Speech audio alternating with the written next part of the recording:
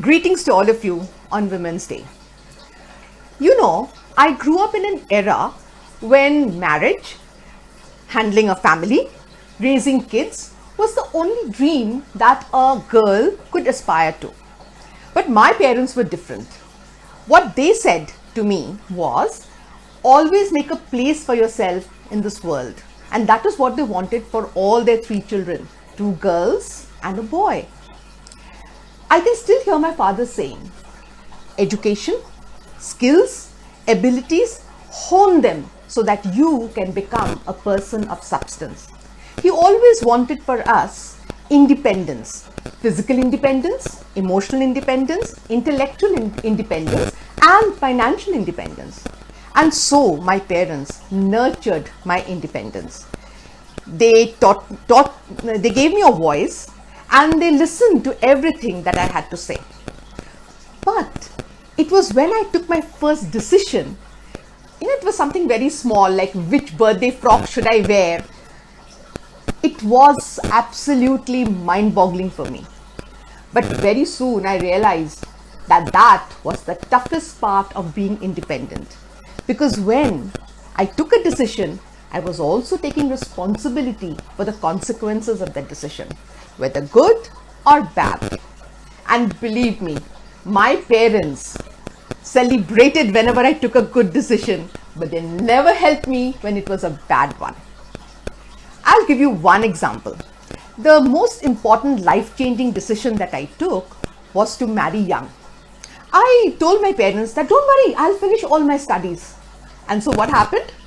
I was left juggling two small children, domestic chores, a school job, and completing my studies all at the same time. And my parents never helped. I had to manage it all. When I got married to an army officer husband, I decided to travel with him. Now that was a good decision. Of course, there were times when we stayed very near the borders and I was I lived in a small hut where one shower would bring all the rainwater flooding the rooms. But I also had this adventure of walking through a live minefield, of waving out to Pakistani soldiers across the LOC. Do you think I would have been able to do all this if I'd stayed home and, in a safe harbor and just built my career and not traveled with my husband? I don't suppose so. So that was a good decision. So the most critical decision that I have taken recently and which was criticized by everyone was when I dropped my publishing career to pursue my aspirations of becoming a writer. Family and friends in one voice, they said I was completely crazy to refuse these lucrative job offers just because I was running after an illusion. And for me also, it was a very stressful time. You see, I have been writing all my life, but I never thought of publishing anything I wrote. But now I wanted to publish all my writings. But I did not know how good my writing was. Will somebody publish them? Will someone read them at all? Was what were the self-doubts that I had. But today, when readers come seek me out and they tell me that they have enjoyed reading my books, I know that that was the best decision that I have taken all my life. Now, this is a lot about me.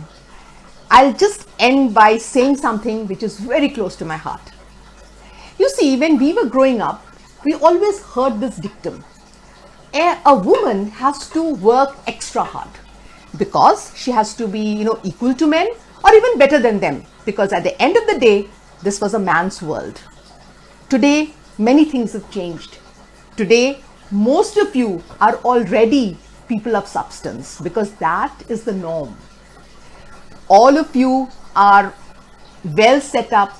You have gender equality, you get equal pay, and you command a lot of respect in the workplace as much as your male peers do. But still, one thing has not changed. It is still a man's world. And I strongly believe that a woman will not get her own space until it becomes a woman's world. Now, by saying this, I have no intentions of disparaging what the men have built. But does a world only have to be about issues revolving around making endless money, war, political alliances which don't take into consideration the needs of common people, domination, subjugating the weak. Does it all have to be about this? Why can't the world be about compassion, about mercy, about sensitivity, about service, about caring, everything that is a part of a woman's personality? So why don't we have a world where parenthood is considered the best service that any human being can do to humanity? And why are conditions inside the home, out in the streets, in the offices made conducive to parenthood? Why aren't creches as commonplace as the coffee vending machine in an office? And that is why I would like to tell you that women across generations have given us the liberties that we enjoy today or we take for granted. But it is now time for us to go forward. And if we change perceptions, if we change perspectives, then we can have a world which is safe, which is healthy, which is wise, which is happy, and which is conducive for mankind to thrive. And that, with that note and that thought in your mind, let me wish you all a happy Women's Day.